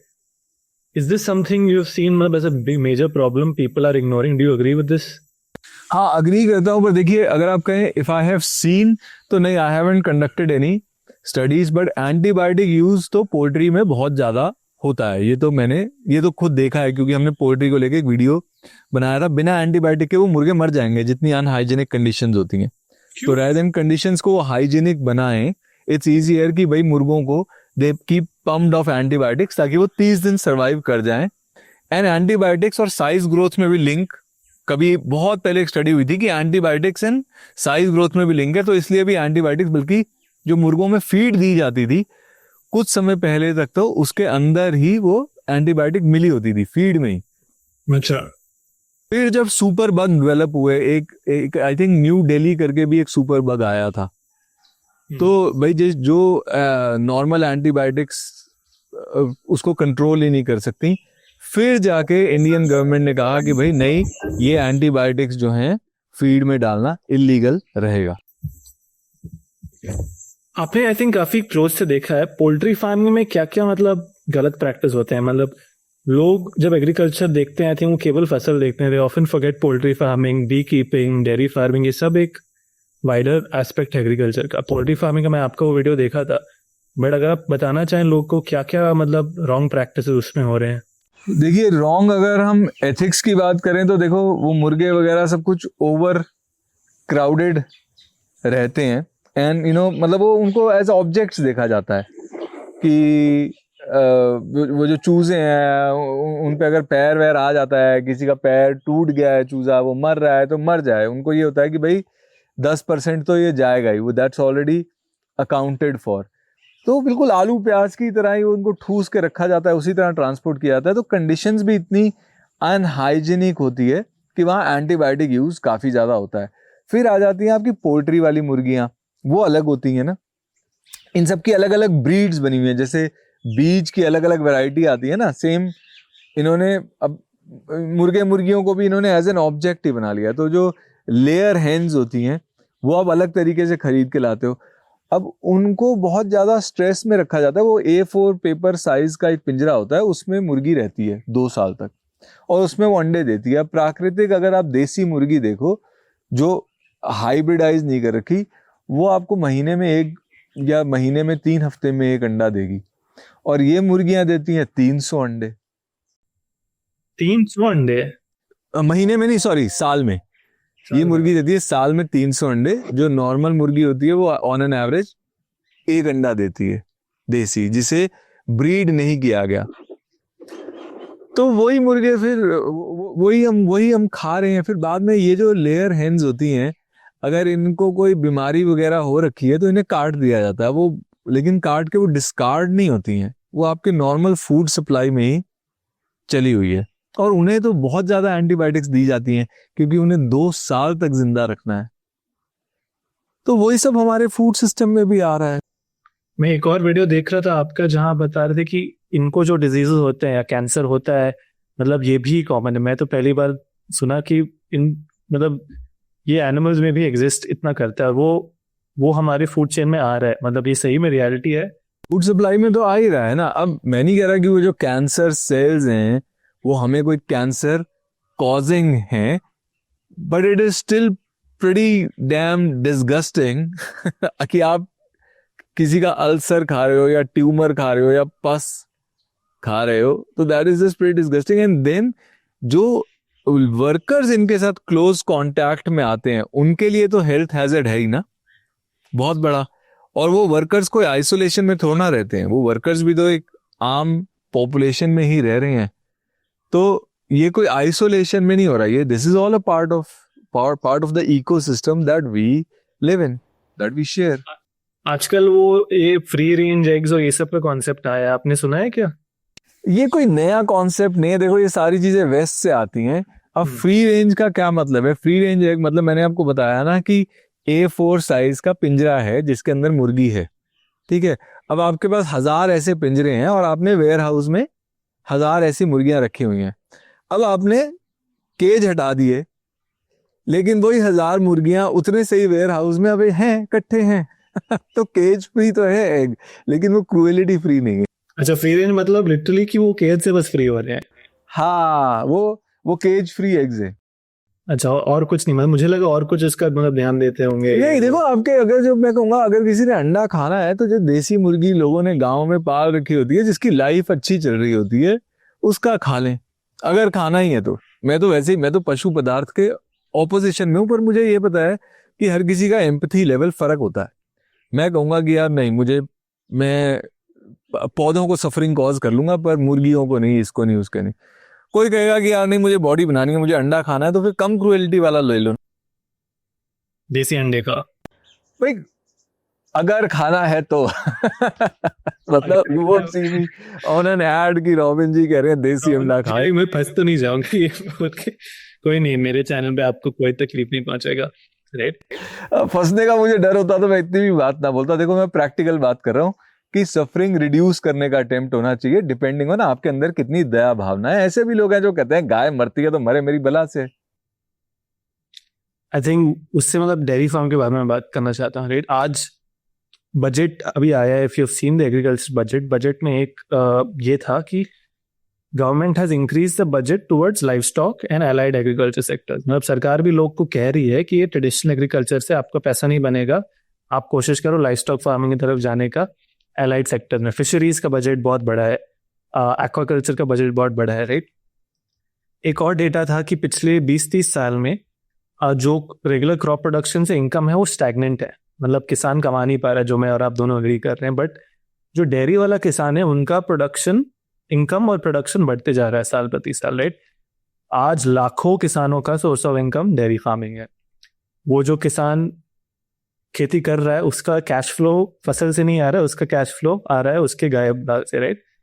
बट जो गाय से हमें गोबर मिल रहा है वो हमारे मिट्टी के लिए गोल्ड कहते हैं हम लोग, राइट? ये सब के बावजूद भी आपको लगता है डेयरी फार्मिंग एक सॉर्ट ऑफ सही चीज नहीं है, इसे बंद कर देना चाहिए? मैं आपसे ऐसे ही एज अ ऑपोजिशन सवाल करना चाहूंगा, just to get your thought points. देखो क्या होता है कि डेयरी फार्मिंग से पैसा इसलिए आप कमा पाते हो क्योंकि आप कह रहे हो कि मैं उस बूढ़ी गाय को पालूंगा नहीं बाद में। अगर आप बूढ़ी गाय को पालना शुरू कर दो और आप सारे बछड़ों को पालना शुरू कर दो तो डेयरी का बिजनेस प्रॉफिटेबल नहीं है ना। तो for it to be financially sustainable to do dairy it has to be unethical. तो अगर आप अनएथिकल होने को तैयार हो तो कर सकते हो, पर फिर अगर आप अनएथिकल होने को तैयार हो फिर तो 100 धंधे है ना पैसा कमाने के लिए। इसको थोड़ा समझिए रॉबिन, बहुत सारे लोग शायद ये स्टेटमेंट को समझ ना पाएंगे, राइट? अभी तो डेयरी फार्मिंग में क्या क्या, मतलब आपके अनुसार क्या क्या गलत चीजें हो रही हैं वो थोड़ा समझाइए। देखो मान लो मेरे पास 10 गाय की जगह है, ठीक है, और मैं 5 गाय ले आया आज, ठीक है। अब 5 का दूध बेचने के लिए मैं 5 को प्रेग्नेंट करूंगा ना, उन 5 के बच्चे पैदा हो गए। अब उन 5 के बच्चे पैदा हो गए, मान लो 3 मेल हो गए 2 फीमेल हो गई, तो अब मेरी 10 की जगह भर गई। नाउ फर्स्ट साल तो मैंने खूब पैसा कमाया 5 का। अब सेकंड ईयर अब मैं ग्रो नहीं कर सकता क्योंकि मेरी गौशाला जो है, जो मेरा काउ शेड है, वो भर गया है with these 5 more unproductive animals, right? तो I can not grow. Second, मुझे अब इन्हें खाना भी खिलाना है, तो that cuts into my profit. फिर दूसरे साल मान लो 12 महीने, किसी ने 18 महीने में इन गायों को प्रेग्नेंट किया। अब जो इनके बच्चे होंगे उनका करोगे क्या, कहां रखोगे? मान लो आपके पास और बड़ा काऊ शेड था, आपने रख लिया। अब 6 साल बाद जो गाय आपकी थी उनकी यील्ड ड्रॉप करना शुरू कर जाएगी। अब आप कहोगे इन गायों का मैं क्या करूं? तो ही तो वो जो वर्गीस क्यूरियन ने, मुझे नहीं पता अभी ऑफिशियल स्टेटमेंट थी अनऑफिशियल थी, वर्गीस क्यूरियन ने कह दिया था ना कि भाई गाय को बिना काटे डेयरी का धंधा नहीं हो सकता। अच्छा, उन्होंने ये बोला था? अब यार, अब मुझे कहीं पे मुझे नहीं पता कि ये डॉक्यूमेंटेड है या नहीं है। जहां तक मैंने पढ़ा है, सुना है, उन्होंने ये कहा था जब 70s में गौ आंदोलन हुआ था, उसके बाद एक पूरी कमेटी बनी थी, तो ये हो गया था कि भाई पॉसिबल नहीं है। छोड़ो उन्होंने क्या कहा क्या नहीं कहा, छोड़ दो, आप मैथ करके देख लो ना। आप अगर आप अनप्रोडक्टिव एनिमल रखते रहोगे, how will you make money? गोबर से आप इतना पैसा नहीं कमा सकते। फिर दूसरी बात यह है कि जो गाय दूध देती है वो भी तो गोबर देती है, वो भी यूरिन देती है। तो अगर मेरी एक ही स्पेस है मेरे पास, मैं उसमें वो गाय रखूंगा ना जो दूध, गोबर और यूरिन 3 चीज देगी, बजाय कि वो गाय जो बूढ़ी है जो सिर्फ गोबर और यूरिन देगी। चाहे मैं बायोगैस से पैसा कमा रहा हूं या केचुआ खाद से कमा रहा हूं या मैं यूरिन का शैम्पू बना रहा हूं या फिनाइल बना रहा हूं, प्लस दूध, that is the primary product. ये सब तो सेकेंडरी प्रोडक्ट्स हैं। तो ही तो लोग अब भैंस की तरफ शिफ्ट हो रहे हैं। क्यों? भैंस को काटने पे कोई प्रॉब्लम नहीं है, भैंसें सारी कट के एक्सपोर्ट हो जाती हैं। इनफैक्ट जब अंग्रेज थे यहाँ पे ना, तब भी उन्होंने ये कहा था कि इंडिया को डेयरी का धंधा करना है तो भैंस रखें, क्योंकि गाय काटने पे तो यहाँ पे रिलीजन बवाल हो जाता है। तो भैंस ठीक है, भैंस काटने पे कोई नहीं कुछ कहता, ये है सीन। तो जिसने डेयरी का धंधा करना है वो भैंस ही रख रहा है आजकल, कि भाई भैंस बूढ़ी हुई और कटी। एक एक भैंस, आपको आवारा भैंस नहीं दिखेगी। जैसे सड़क पे जिसे हम आवारा गाय कहते हैं, होती तो बेसहारा है, आवारा गाय दिखेंगी, वो भी 7 स्टेट्स में नहीं दिखेंगी जहां पे कट जाती हैं। लेकिन भैंस, you will never find a stray buffalo, never. सबसे पहला मतलब जो मैं समझाऊं कि आप कह रहे हैं कि गाय का जब मतलब एक उम्र हो जाता है, आफ्टर वो दूध नहीं देती है, उसके बाद लोग गाय को मिल्क यील्ड ड्रॉप कर जाती है, फिर वो गाय को हटा देते हैं। दूसरा कि गाय के जो बछड़े आते हैं वो मतलब उनको भी हटा देते हैं, ये भी होता है। 100%। क्योंकि देखो बछड़े का क्या है, गांव में क्या करते हैं लोग, और मैं आपको प्रूफ के साथ दूंगा, वो प्रूफ जो आप खुद वेरीफाई कर सकते हो। बछड़े का क्या है कि उसको या तो ना पानी पिला देंगे, पेट भर जाएगा, वो दूध नहीं पी पाएगा, तो नेचुरली मर गया। या जैसे फरवरी का मौसम में बछड़ा पैदा हुआ, अभी जनवरी फरवरी, बाहर बांध दिया, नेचुरली ठंड से मर गया, पाप नहीं करना पड़ा ना, खुद ही मर गया। ऐसे ऐसे क्यों बछड़े को इसलिए मार देते हैं कि घर में गड्ढा खोद के आप दबा सकते हो, छोटा होता है बछड़ा, खुद ही गड्ढा खोदा 4 घंटे में गायब। गाय का क्या है, गाय मारते नहीं है, क्योंकि गाय मरी तो 2-2.5 हजार रुपए दे के उठवानी पड़ेगी, या जेसीबी से गड्ढा करवाना पड़ेगा, 2-4 हजार का खर्चा आएगा। तो गाय को सड़क पे चुपके से छोड़ा। ये सब आपने फर्स्ट हैंड देखा है? हाँ, ये तो मतलब मैं तो रहता हूँ, गांव में रहता हूँ, मैं तो देखा है ना, हमारे सामने तो केसेस आते हैं, हम जाते हैं, पकड़ते हैं, बात करते हैं। अच्छा, प्रूफ क्या है? सिंपल है, आप किसी भी डेयरी वाले के पास जाओ, गाय वाले के पास, उससे पूछो भाई तू कितने साल से ये धंधा कर रहा है? लोग कहेंगे 20 साल से, 50 साल से, मेरे तो दादा ने गाय रखी हुई थी। तो पूछना इतने 10, 20, 50 साल में बछड़े पैदा हुए होंगे ना, कहाँ है वो? You will get your answer, कहाँ गए? अभी ऑफ कैमरे में बोल रहा था, अभी मैं जस्ट आपसे पॉडकास्ट स्टार्ट करने से पहले किसी से बात कर रहा था, दे वर सेइंग कि they are starting one of the first cruelty free dairy farms in India. And I said, what a coincidence. अभी मैं किनसे बात करने वाला हूँ. And I would love to see what he has to say on that. देखो cruelty free में depend करता है ना कि वो क्या क्या क्रूअल्टी नहीं करेंगे. मतलब चलो बछड़े गाय को बांध के नहीं रखेंगे, गाय खुली घूम लेगी, बच्चे को थोड़ा बहुत दूध पीने देंगे. अब तो खैर गाय ब्रीड ऐसी हो गई है कि बछड़ा पूरा दूध पी लिया तो मर जाएगा. हमने आर्टिफिशियली इतनी ज्यादा ब्रीड कर दिया है ना गाय को. जैसे देसी गाय जो होती है ना उतना ही दूध देती है जो बच्चे के लिए पूरा होता है. लेकिन आपने होल्स्टीन गाय, जर्सी गाय ब्रीड कर करके वो इतना बना दिया, इतना दूध देती है, बछड़ा पिएगा मर जाएगा तो ठीक है कम पिएगा. पर बात यह है वो बछड़े का करेंगे क्या, मुझे पता है क्या है. वो करेंगे, लाएंगे सेक्स्ड सीमन. अब सीमन आ गया है कि गाय की जो इंसेमिनेशन होती है, देखा है आपने ना, हाथ डालते हैं और इंसेमिनेट करते हैं आर्टिफिशियली. तो वो इंसेमिनेशन करते हैं उस सीमन से जिससे 9 आउट ऑफ 10 टाइम्स बछिया पैदा होगी. तो वो बछिया को क्या करेंगे, बछिया को बेचेंगे ना. हाउ कैन यू से कि दैट इज क्रूअल्टी फ्री. एक माँ से आप बच्ची पैदा करा रहे हो हर साल और फिर उसको बेच दे रहे हो, कैसे क्रूअल्टी फ्री. आप चाहोगे कि आपकी वाइफ के साथ हो ये, जब नहीं चाहोगे तो कैसे क्रूअल्टी फ्री है. जो आप नहीं चाहते आपके साथ हो, आप किसी और के साथ कह रहे हो क्रूअल्टी फ्री है. आई थिंक ये को जो स्टेटिस्टिक है ये तो काफी लोग जानते होंगे कि Bharat is one of the क्या थर्ड या fourth largest exporter of beef. हाँ, पर वो बीफ भैंस का मांस है. अब उसमें मिलावट हो रही है तो राम जाने, पर वो गऊ मांस एक्सपोर्ट नहीं कर सकते लीगली इंडिया से. तो वो भी तो सही नहीं है, लेकिन मतलब बिल्कुल गलत है. लेकिन क्योंकि उसमें रिलीजियस एंगल नहीं आता तो चला है. गलत है. अरे भैंस को भी दर्द होता है. मैं तो कहता हूँ गाय को माँ मानते हो, भैंस मांस ही तो मानो. आपको लगता है कि मतलब अगेन मैं फिर से कहना चाह रहा हूँ, आज कुछ कंपनीज हैं, मैं नाम नहीं लेना चाहूंगा, बट वो कहते हैं कि वो मतलब अच्छा ध्यान रख रहे हैं, फिर वो गाय के साथ पूरे इकोसिस्टम का ख्याल रख रहे हैं, मतलब मिट्टी का ध्यान रख रहे हैं. आपके अनुसार is there a right way जो ये डेयरी फार्मिंग इंडस्ट्री एग्जिस्ट करना चाहिए, और अगर आपके पास एग्जिस्ट ही नहीं करना चाहिए इंडस्ट्री ऑल टुगेदर. देखो मैं कह रहा हूँ जिसने दूध पीना है वो गाय रखे और जमींदार आदमी हो, उसके पास फिर जमीन हो, उसको पता है कि जो मेरी गाय है उसके मैं सारे बच्चे पाल लूंगा, तब आपको 300-350 रुपए किलो पड़ेगा दूध. तो फिर जिगरा रखो ना. आपको चाहिए दूध, इतना पसंद है तो पालो गाय और रखो अपनी. अदरवाइज क्या है कि आप कॉस्ट जो है वो कह रहे हो कि दूध मुझे चाहिए, कॉस्ट जो है गाय बियर करे. अभी उस दिन कोई शार्क टैंक में आ रहा था, किसी ने क्लिप भेजा, कोई गधे का दूध, अब गधे का दूध शुरू कर रहे हैं और क्या गधे को बिजनेस पार्टनर बता रहे हैं.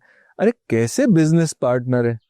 बिजनेस पार्टनर तो तब हुआ ना कि जब आधा दूध आपका है आधा गधे का है. तो गधे को तो मशीन बना दिया आपने, जैसे गाय को मशीन बना रखा है.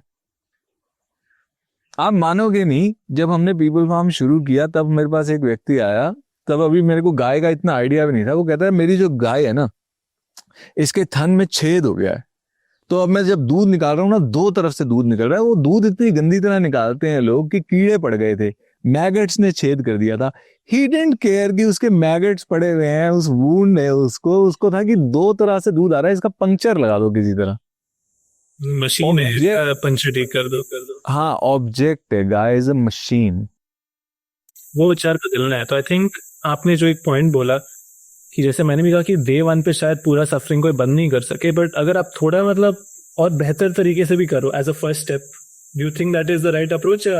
देखो लोग शुरू करते हैं, फिर उनका मुझे मैसेज आता है कि भैया अब हम करें क्या इनका. जब आप मैथमेटिकली कैलकुलेट कर लो ना कि इतनी गाय है आपके पास, इतनी जगह है और इतनी आपके पास मतलब इतने बच्चे पैदा होंगे, आप उन बच्चों का करोगे क्या. एक बारी पेपर पेन पे हिसाब लगा लो ना यार, और आपको समझ में आ जाएगा कि प्रॉफिटेबल करना है तो गाय मारनी पड़ेगी, बछड़े मारने पड़ेंगे.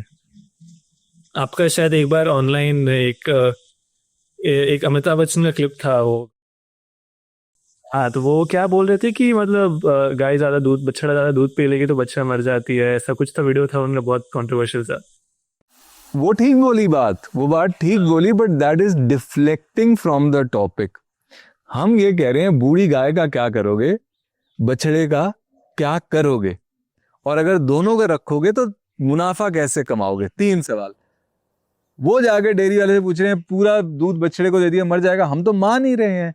जब आपने गाय रखी हुई है वो ब्रीड की जो 40 लीटर दूध दे रही है, तो बछड़े को थोड़ा पिला देना है सारा दूध। बात यह है कि बछड़े का रखने का प्लान नहीं है तो बछड़ा पैदा मत कराओ भैया, ये बात है सारी। तो वो डिफ्लेक्ट कर रहा है बंदा बड़ा स्मार्टली। वो क्या बोल रहे थे कि फिर बूढ़े गाय को हम लोग गोबर का बिजनेस करेंगे। भाई स्पेस भी तो मैटर करती है, कितनी स्पेस है आपके पास।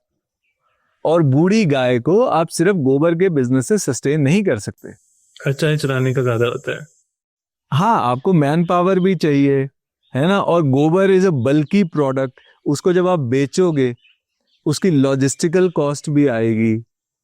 तो गोबर आपको फ्री मिल रहा है, तो मतलब किसी का वेस्ट प्रोडक्ट है डेयरी का, आपने उठा लिया सस्ते में, उसकी केचुआ खाद बना के बेचो, yes that is profitable, but not enough कि आप अपनी गाय पाल पाल के उससे चला लो। Because space is also consideration, है ना। रियल एस्टेट की एक वैल्यू है। हाँ, सो मतलब एक और पॉइंट है कि लोग देसी गाय वर्सेस वो जो ब्रीड गाय जर्सी गाय होते हैं, दोनों में अंतर लोग को समझना जरूरी है। आपने एक बहुत ही जरूरी चीज कहा कि अगर दूध पीना है तो खुद का गाय रखो, देसी गाय रखो, क्योंकि जो देसी गाय शायद दूध थोड़ा कम देती है कंपेयर टू जर्सी का। हो जाए मैं राइट? हाँ देसी गाय तो जैसे हमारे यहाँ जीबू करके ब्रीड है, वो 6 लीटर देती 6 litre per day. And Jersey गाय कितना देती है? मेरे ख्याल मैंने रखी नहीं कभी, 20-30 देती है, ज्यादा ही देती होगी। हमारे को तो देखो जो वही मिलती है ना जो सड़क पे होती है, जो दूध नहीं दे रही होती है, अपने बछड़े के लिए दूध नहीं बचता उनके पास, तो अब वही देसी गाय रखते हैं। मैंने तो कभी भी कोई गाय कोई भी पाली नहीं है। हमारे यहाँ ये हुआ है जैसे कि कोई प्रेग्नेंट गाय आई हो, उसने बच्चा दे दिया, तो मैं देखा कि उसका इतना होता है कि उसका बच्चा पी लेता है। लेकिन होल्स्टीन जो जर्सी है उनको जब सड़क पे जैसे निकाला हुआ होता है, उनकी तो मिल्क यील्ड इतनी ड्रॉप हो चुकी होती है कि अपने बच्चे के लिए भी नहीं बचता उनका। अच्छा, एक मैं चाहता हूँ, बहुत ही मतलब बेसिक क्वेश्चन है but just for the interest of the audience, बहुत सारे लोग जो आज दूध पीते हैं या डेयरी प्रोडक्ट्स कंज्यूम करते हैं, उन्हें अपने लाइफ में गाय को छुआ नहीं होगा या देखा नहीं होगा, राइट? एक गाय का लाइफ साइकिल क्या होता है, एक लीफ पर्सन को समझा सकते हैं कब मतलब वो जानी जाता है, दूध कब तक देती है, कैसे देती है, वो थोड़ा लोग समझ जाएं, देन आई थिंक थोड़ा मतलब ग्राउंड से और कनेक्ट कर पाएंगे। देखो 3 साल की जब हो जाती है गाय, उसके बाद वो प्रेग्नेंट हो जाती है और बच्चा देना शुरू कर देती है। मैंने डेयरी का काम नहीं किया कभी, तो हो सकता है मेरे नंबर्स +-1 हो। और लोगों को मैंने देखा है कि मतलब 4 एक प्रेगनेंसीज वो करा लेते हैं, जब उसके बाद वो मिल्क यील्ड ड्रॉप हो जाती है उनकी, प्रेगनेंसी रेट ही कम हो जाता है, तब वो निकाल देते हैं। लेकिन गाय की लाइफ 15-16 साल भी होती है। Correct, understood. मतलब गाय अपनी आधी लाइफ आज सड़क पे बिता रही है, क्योंकि डेयरी वाले के लिए वो आफ्टर 7 इयर्स बेकार हो जाती है। अच्छा, फिर अब डेयरी वालों ने ना नया काम किया है, जैसे गाड़ी का वो नहीं होता फंडा कि आप पुरानी गाड़ी दे गए, कुछ पैसा दिया, नई गाड़ी ले आए। तो जो ये ब्रीड वाली गाय बेचते हैं ना, उन्होंने भी ये काम शुरू किया, अब हम एक पुरानी गाय ले आओ जिसकी मिल्क यील्ड ड्रॉप हो चुकी है, पैसा दो, नई गाय ले जाओ। But where are those cows going? वो स्मगल हो रही हैं, वो इलीगली स्लॉटर हो रही हैं।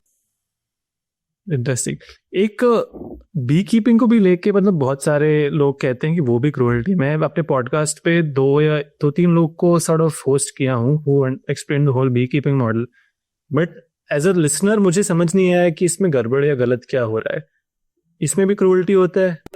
हाँ, लेकिन देखो मेरा बी कीपिंग से कोई फर्स्ट हैंड मेरा एक्सपीरियंस नहीं है।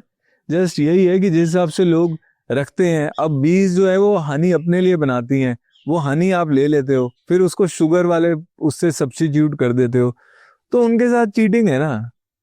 मतलब जिस हिसाब से वो करते हैं। अब कई लोग कहते हैं हम तो बहुत ही ध्यान से रखते हैं, हमारी बीज मरती नहीं है, but you are just constantly disrupting an organism ऐसी चीज के लिए जो आपके लिए जरूरी नहीं है। It's not a need. जैसे दूध की मैं एक सेकंड बात करूं, दूध हमारी नीड तब था जब हमारे पास और न्यूट्रिशन सोर्सेज नहीं थे। किसान है, किसान ने सुबह खेत में जाना है, उसने दूध का गिलास पी लिया, चलो उसने आपको एक कंप्लीट मील का सब्स्टिट्यूट है, बराबर। अभी आज क्या है, हमारे पास कंप्लीट मील्स भी हैं और हमें दूध भी चाहिए, और फिर क्या है, फिर लोग मोटे हो जाते हैं। इतना सारा इंडिया तो विद पॉट बेली है, मतलब उसका कारण दूध नहीं है शायद, उसका कारण दूध नहीं होगा, लाइफस्टाइल है। मतलब आज लोग लाइफस्टाइल का बिग पार्ट डाइट भी तो है। हाँ, अभी तो मैं कह रहा हूँ आपकी एक्सरसाइज नहीं है, ठीक है, आपको 3 मील पूरी मिल रही हैं, and then you are adding additional nutrition on top which you don't need. वो एक्सेस है ना। मतलब एक प्रश्न है आपसे, मतलब आप भी आई थिंक काफी मतलब 10-12 साल से शायद कोई भी एनिमल प्रोडक्ट्स कंज्यूम नहीं करते हैं, राइट? मैंने 2009 में किया था लास्ट दूध कंज्यूम, तो मेरे को 2026 है, देखो 17 साल हो गए। 17 साल हो गए, वाह। आपको क्या लगता है कि अगर पूरा भारत या पूरा दुनिया वीगन हो गया, is that an ideal situation? मतलब क्या वो सही रास्ता है? Should we be thinking in that direction? हाँ, पर वो होगा नहीं कभी ना। मतलब देखो, मैं कहता हूँ वीगन वर्ड मुझे इतना पसंद नहीं है। एक तो पश्चिमी साउंड करता है बहुत। मुझे लगता है कि अगर अगर आपको लगता है कि आपके लिए किसी को सफरिंग ना पहुंचाना प्राथमिकता है, तो आपका खाना, आपका कपड़ा बिना हिंसा के आना चाहिए ना, जहां तक मुमकिन हो। बस ये मैं कह रहा हूं। That's it. तो उसके लिए क्यों किसी को एनस्लेव करना, क्यों किसी के बच्चे पैदा कराना, क्यों किसी के नाक में नकेल डालना? आप देखो ना, आपके लिए क्या प्रायोरिटी है? पिज्जा प्रायोरिटी है, और मतलब आप कहोगे भाई मुझे तो मजे करने हैं, दूसरा अगर दर्द होता है तो फिर खाओ। And a lot of people in the world are like that. इतने लोग तो गाय खा भी लेते हैं, वो थोड़ा वीगन होंगे। वो कहेगा दूध, मैं तो गाय खा जाता हूँ। यूएस में बहुत ही कॉमन है। मतलब मैं कुछ लोग, नाम नहीं लूंगा, कुछ लोग के वीडियोस देख रहा था, मुझे मालूम नहीं था। I honestly know very little about how the beef market and all that works. वो एक वीडियो में बता रहे थे कि everything we do we take the, हम पशु पक्षियों का सबसे अच्छे से ख्याल रखते हैं। ऑर्गेनिक उनको घास खिलाते हैं, ग्रास फेड, आई थिंक ये कुछ है, ग्रास फेड वर्ड होता है, राइट? और दूसरा आई don't no what's the opposite of grass fed, मतलब दूसरा क्या होता है, कुछ तो है, पता नहीं, जो भी है। तो वो बता रहे थे कि पशु पक्षियों को सब बहुत अच्छे से देखभाल करते हैं, ग्रास फीड खिलाते हैं। उनके पास बस वन मोमेंट ऑफ वीकनेस, इसको हिंदी में कैसे बोले, एक मोमेंट ऑफ वीकनेस होता है, where they are killed but not painfully. तो उनको बस एक मोमेंट का सफरिंग होता है और कोई सफरिंग नहीं होता है। That's the definition of reducing suffering. आप समझ रहे हो? मैं अग्री करूंगा यार उससे, मैं अग्री करूंगा। मतलब मैं तो कहूंगा कि मत खाओ, पर अगर खाना है तो हाँ ऐसे खाओ। हमारे यहाँ जो ये कर रहे हैं तो बहुत ज्यादा क्रूअल है ना। आप देखो तो सही, गाय, आप सड़क पे आओ ना, मैं तो like I am on the ground ना, इन ट्रेंचेस आई सी। मेरे पास जो गाय बैल आते हैं, मेरे पास हमेशा हॉस्पिटल में 1 या 2 गाय बैल होते हैं जिसपे किसी ने एसिड या गर्म पानी या तेल डाल रखा होता है, ठीक है। और अब ये फरवरी शुरू हुआ ना, फरवरी खत्म होते होते यहाँ पे आसपास लोग क्या करेंगे, सड़क पे जो ये आवारा गाय बैल हैं इन्हें ले आके बांध देंगे। ठंड में बारिश भी हो रही होगी, क्यों? क्योंकि गेहूं पक रहा होगा और किसान नहीं चाहता कि फसल खराब हो। फेंसेस हैं महंगी, है ना, वो किसान कहाँ से लाएगा फेंस? तो डेयरी वाले तो गाय बैल छोड़ेंगे, किसान अपनी फसल बचाएगा तो वो बांध देंगे गाय बैल। वो सड़क, वो बंदे बंदे गाय बैल बिना खाने, बिना पानी और ठंड के मर जाएंगे। मेरी हर साल किसी ना किसी से लड़ाई होती है इसको लेके, बट मैं कुछ कर नहीं सकता इसमें। एडमिनिस्ट्रेशन भी कहती है इसके बीच में मत पड़ो। क्यों? उन्होंने अडॉप्ट कर लिए हैं वो गाय बैल। एडमिनिस्ट्रेशन ये कह देती है मुझे, क्योंकि हर किसी की प्रायोरिटी पैसा है। तो हाँ, आई विल अग्री कि वो बेटर है कि कम से कम अच्छे से रखो और एक मूवमेंट में झटके से मार के खत्म करो, बजाय कि तुम इतना तड़पा रहे हो, उनको तेल डाल रहे हो, उनका गाय इतना प्लास्टिक खा लेती है, उसका पेट भरा होता है लेकिन उसको भूख लग रही होती है और वो खाना नहीं खा सकती क्योंकि उसका पेट प्लास्टिक से भरा है। फिर यहाँ पे लोग बम लगा देते हैं। पहले तो सुअर के लिए लगाते थे, अब पता नहीं किसके लिए लगा रहे हैं। आटे में ना पोटैश डाल के लगा देंगे खेत में कि जंगली सुअर खाएगा तो मर जाएगा। अब गाय का क्या होता है, मरती नहीं है, जबड़ा टूट जाता है, ठीक है, मुंह से खून आ रहा है, जबड़ा चला गया, जीभ लटक गई। अब प्यास से गाय को मरने में 1 हफ्ता लगेगा। दांत में हल्का सा दर्द हो तो you know how it feels. उसका जबड़ा नहीं है पूरा, and she is thirsty and she will stay in that state for 7 days।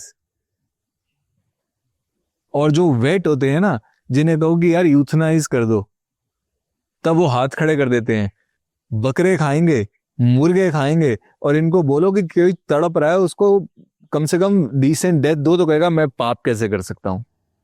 That is the conditions I deal.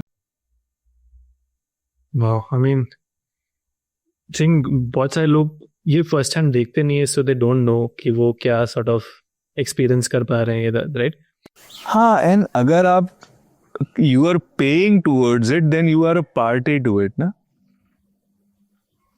आप खुद नहीं कर रहे पर आप पैसा तो दे रहे हो जो कर रहा है उसको. आप देखो ना, एक व्यक्ति जो लड़कियां बेचता है, खरीदता है, उठा लाता है, उनसे प्रोस्टिट्यूशन करवाता है, उसको जो लोग जा रहे हैं उसके पास और पैसा दे रहे हैं, they are enabling him to do that. Correct? Correct, but मानो कल हम सब कंज्यूम करना बंद कर दें एक बार से, right? I agree with you, by the way, I am not trying to argue with you by any means. मैं आपसे ये नहीं करना चाह रहा हूँ, मैं आपके प्रिंसिपल से अलाइंड हूँ एंड सफरिंग के कॉन्सेप्ट से अलाइंड हूँ, बट कल को एक ही बार से सब बंद कर दे तो इतने सारे लाखों किसान का क्या होगा? देखो, क्योंकि ये एक अनरियलिस्टिक सिनेरियो कि एक ही दम से कोई बंद कर दे. चलो ठीक है, कम ही कर दे, तभी भी बहुत सारे किसान, शायद बिजनेस कम होगा, उनका इनकम कम होगा. ऑलरेडी हमारे किसान का इनकम कम है. जब जब ऑटोज आए या ई रिक्शा आए या मेट्रो आई, तो क्या लोग भूखे मर गए? नहीं ना. पीपल ग्रेजुअली, समय मिलता है ना और चीजें एक्सप्लोर करने का. And there is a lot that can be done in farming to make. Veganism को लेकर हमें बहुत सारे प्रश्न है, ठीक है, मैं वो शब्द यूज नहीं करूंगा. मानो कि मैं plant products, animal products use खाना बंद कर दूं, लोग कहते हैं कि न्यूट्रिएंट नहीं मिलेगा. ये काफी हद तक सच है. इसमें मतलब जैसे विटामिन B12 हो गया, ये सब का डेफिशिएंसी काफी होता है. मतलब आप 17 साल से कर रहे हैं, what, how do you manage, आप कैसे कर रहे हैं? B12 का तो मैं सप्लीमेंट लेता हूँ, 10 रुपए की गोली आती है. अच्छा, ठीक है. और B12 तो आपका जो मांस खाते हैं उनका भी कम है, क्योंकि B12 आता कहां से? B12 आता है एक सॉइल में, बैक्टीरिया B12 बनाता है, उसके माध्यम से पौधों में आता है. जो पशु है वो बड़े सारे पौधे खाते हैं और उनके अंदर B12 कॉन्सेंट्रेटेड हो जाता है, तब हमें मांस से B12 मिलता है. पर जब आपका सॉइल डेड है, इस समय soil is just used as a substrate, वो सिर्फ जड़ों को पकड़ के रखा हुआ है, सॉइल खत्म है, तो उसके अंदर B12 कहां से आएगा? तो मांस खाने वालों का भी B12 कम है, तो इसके लिए तो गोली लेनी पड़ती है. फिर आपका क्या कम होता है? दूसरा, प्रोटीन और आयरन, तो वो तो मिल ही जाता है यार नॉर्मल खाने से. आप क्या खाते हो वीगन में? एज अ वीगन आप क्या खाते हो, ये बताओ. मैं नॉर्मल, मेरा तो खाना नॉर्मल दाल रोटी सब्जी होता है. सुबह मुझे होता है कि मैं फ्रूट हैवी खाऊं ब्रेकफास्ट. अब मैंने जिम शुरू किया था बीच में, तो मैंने हाफ स्कूप एक हेम्प प्रोटीन लेना शुरू किया है. वो भी कोई मेरे ख्याल से 21 रुपए का पड़ता होगा दिन का. तो 20 रुपए का प्रोटीन पाउडर ले लो और 10 रुपए की आपकी B12 की गोली, तो 300 रुपए, मतलब क्या हुआ, 30 रुपए. हाँ, मतलब बहुत सारे लोग ये भी कहते हैं कि वीगन प्रोडक्ट खाना, ये सब करना बहुत ही महंगा होता है. अरे वीगन सब्स्टिट्यूट महंगा है यार, वीगन सब्स्टिट्यूट महंगा. अब हमने अपने अभी क्या शुरू किया है, हम पीनट दही बनाते हैं जैसे घर में ही. तो मूंगफली का क्या है, सोक भी नहीं करना पड़ता. मूंगफली ली, पानी लिया, ब्लेंडर में घुमाया. आप कह रहे हो ना बिजनेस, लो तो मूंगफली पानी को ब्लेंड किया और उसको कपड़े में डाल के छान लिया. ठीक है, तो अब यह आ गया आपका मूंगफली का दूध, और इसका आप दही जमा सकते हो जैसे नॉर्मल दही जमाते हैं. खट्टा डाला, जमा दिया, और वो दही नॉर्मल दही से कई ज्यादा स्वाद होता है. अच्छा, मूंगफली का दही. हाँ, मूंगफली का दही, और आपको सस्ता पड़ता है. हम आजकल बेच रहे हैं 20 रुपए का 250 ग्राम, और हमारा बिक रहा है, गांव में लोग भी ले रहे हैं. अभी हमने कमर्शियली नहीं शुरू किया, हम अपने लिए बना रहे थे, तो हमने पायलट सा किया, because this is something we can teach. ये लोग अपने घरों पे कर सकते हैं ना. तो वीगन प्रोडक्ट्स, वीगन सब्स्टिट्यूट्स महंगे हैं. अगेन, घर में बनाना महंगा नहीं है उन्हें. अगर आप टोफू बनाते हो घर में, तो पनीर से सस्ता पड़ता है एंड हेल्दियर है, कोई मिलावट नहीं है. और पता है क्या, जैसे किसान ने पैसा कमाना है तो सोयाबीन की बोरी ले आए. अब सोयाबीन की बोरी की कोई सेवा नहीं करनी पड़ रही. जिस दिन मन किया, सोयाबीन रात को भिगोया, सुबह उसका दूध बनाया, उसका पनीर बनाया, दैट इज कॉल्ड टोफू, और जाओ हलवाइयों को बेचो. अब एक हलवाई है, मान लो पनीर खरीदता है, पनीर कितना, 300 रुपए से ऊपर है ना. 250-300, यस. ये 250 ग्राम का रेट है या किलो? उदाहरण, मतलब ऑनेस्टली उतना आई am not entirely sure, Blinkit पे चेक कर लूंगा, बट अराउंड दैट उसी रेंज में होगा। हाँ, तो अब जो हलवाई है, जो समोसे में टिक्की में आजकल फैशन है ना पनीर का टुकड़ा डाल देना, उसको कहोगे तो भाई टोफू का टुकड़ा डाल, it is better, it has 0 cholesterol और आपको सस्ता पड़ेगा। तो हलवाई के लिए भी बेटर है, उसको पनीर से सस्ता टोफू पड़ा। आपके लिए भी बेटर है, आपको बछड़ा नहीं मारना पड़ा। और जो खा रहा है उसके लिए भी बेटर है, बिकॉज टोफू इज हेल्दियर। जब तीनों लोग फायदे में हैं और गाय बची सो अलग तो क्यों नहीं। काश सारे लोग ऐसे सोच पाते, मतलब आपने पूछा ना कि किसान क्या करेगा, भाई किसान करेगा ना, तरीके अपनाएगा। इट इज जस्ट नया है, जो किसान बिल्कुल हैंड टू माउथ है वो नहीं ट्राई कर पाएगा, उसकी आजीविका टिकी है, ही कैन नॉट एक्सपेरिमेंट। पर सारे उसी रेंज में नहीं है ना, वहां से आगे भी हैं जिनके थोड़े बच्चे हैं तो थोड़े एस्टैब्लिश्ड हैं, वो ट्राई मार सकते हैं। Fair enough, I agree with you, उस पर भी मैं डेफिनेटली आना चाहूँगा। मैं चाहता हूँ कि अपने पीपल फार्म का जो आपका बिजनेस है, नॉन प्रॉफिट ऑर्गेनाइजेशन है, इफ आई एम राइट, मतलब आपका ये फॉर प्रॉफिट नहीं है, ये थोड़ा बिजनेस मॉडल समझा सकते हैं लोगों को। आप बहुत सारी चीज़ कर रहे हैं। मैं सबसे ज़्यादा इम्प्रेस आपके वो कार्टून से होता हूँ, मतलब amazing level of story telling and create animation. मैं वीडियो में आई डोंट नो डाल सकता हूँ कि नहीं, बट वेरी नाइस जो आप कर रहे हो। क्या मतलब what are you trying to do with those things? आपका बिजनेस का क्या उद्देश्य है? पीपल फार्म का एनिमल वेलफेयर है, मैं ये समझ रहा हूँ, but can you talk more about the other businesses and the other things you are doing? देखिए, हम एक तो नॉन प्रॉफिट है जो हॉस्पिटल है, जो डोनेशन से चलता है, ठीक है, लोग डोनेट करते हैं एंड वो सारा पशुओं के लिए इस्तेमाल हो जाता है। देन एक फॉर प्रॉफिट है जो पीपल फार्म प्रोडक्ट्स है, लेकिन उसका प्राइमरी काम है लड़कियों को एम्प्लॉयमेंट देना। और जो प्रॉफिट बचता है, मान लीजिए 100 रुपए प्रॉफिट बचा, उस पर सरकार 30 रुपए टैक्स लेगी और 70 रुपए फिर वो पीपल फार्म को डोनेट कर दिए जाते हैं। मेरी और शिवानी हमारी सैलरीज भी 0-0 है। Now when you talk about People Farm toons, तो जो भी हमारा मीडिया है उस पे जो रेवेन्यू आता है वो खुद को सस्टेन कर पाता है।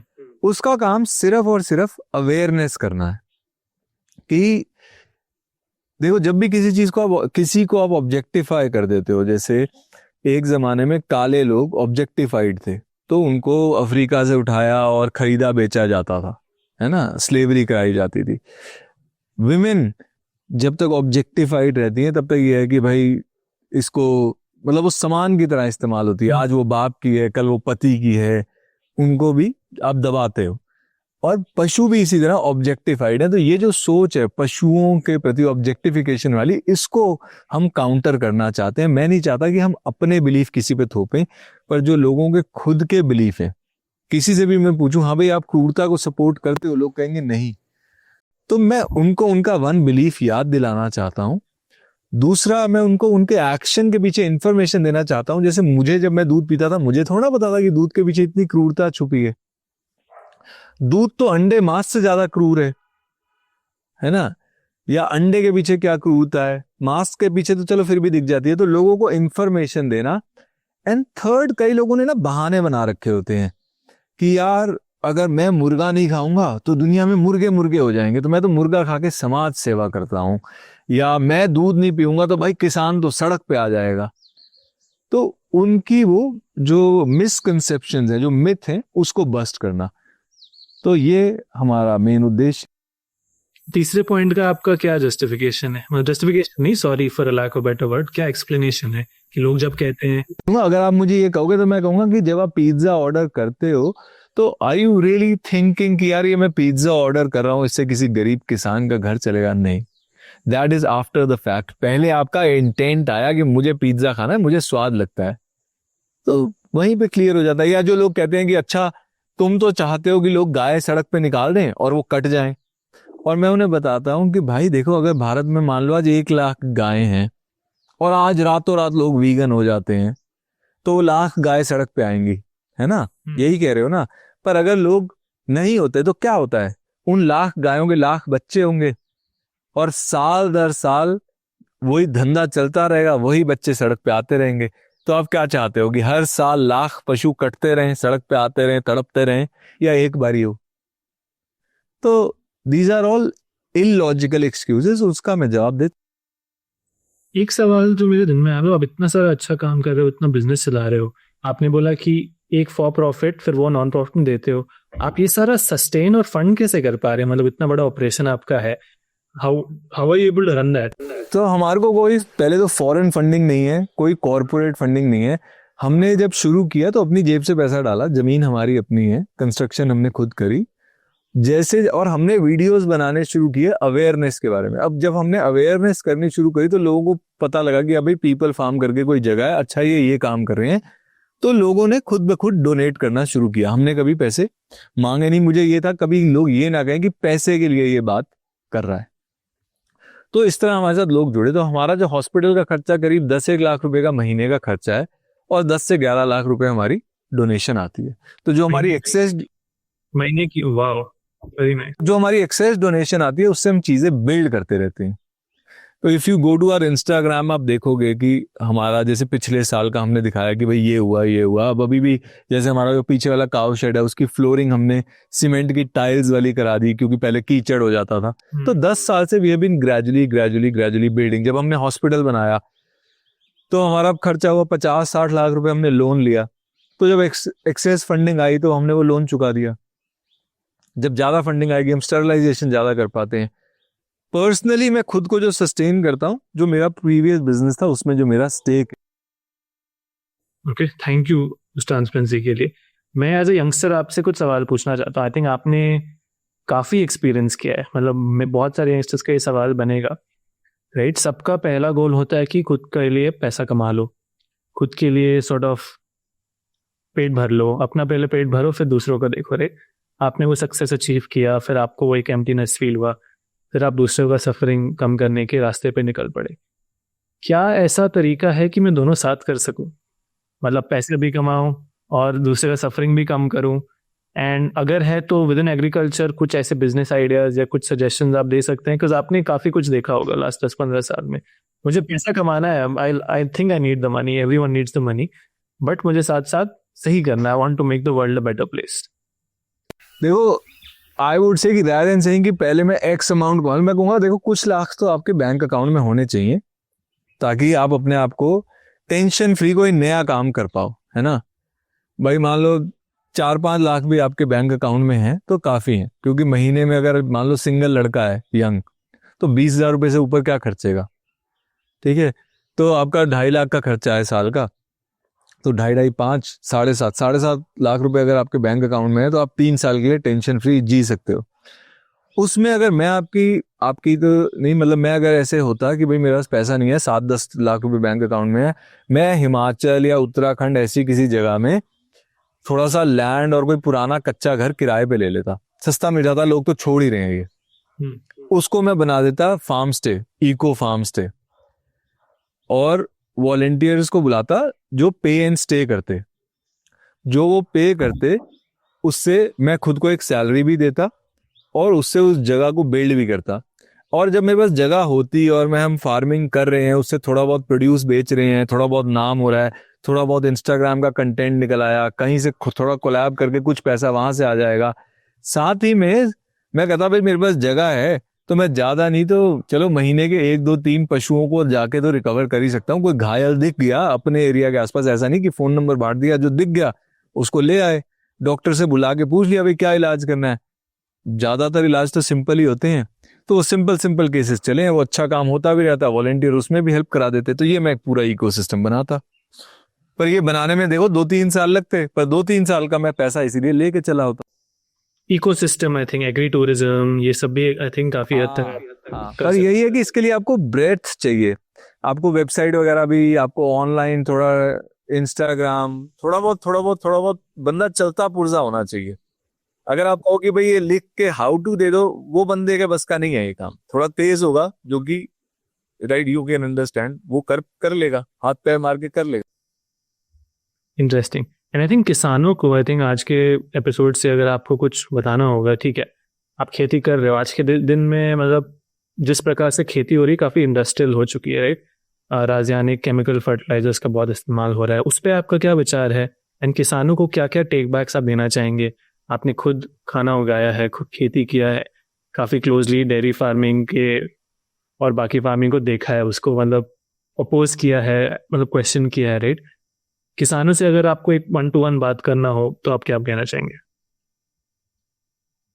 मैं कहूंगा कि देखो, मैं आपकी समस्या तो समझता हूँ कि खेती में पैसा नहीं है, बट खेती में पैसा थोड़ा सा स्ट्रैटेजी लगा के कमाया जा सकता है। एंड आज की डेट में चैट जीपीटी से भी आप पूछ सकते हो कि मैं कैसे बनाऊं। मैं आपको देखो, of the top of my head आपको एग्जांपल देता हूँ। जैसे हम ब्रोकली लगाते हैं, ठीक है?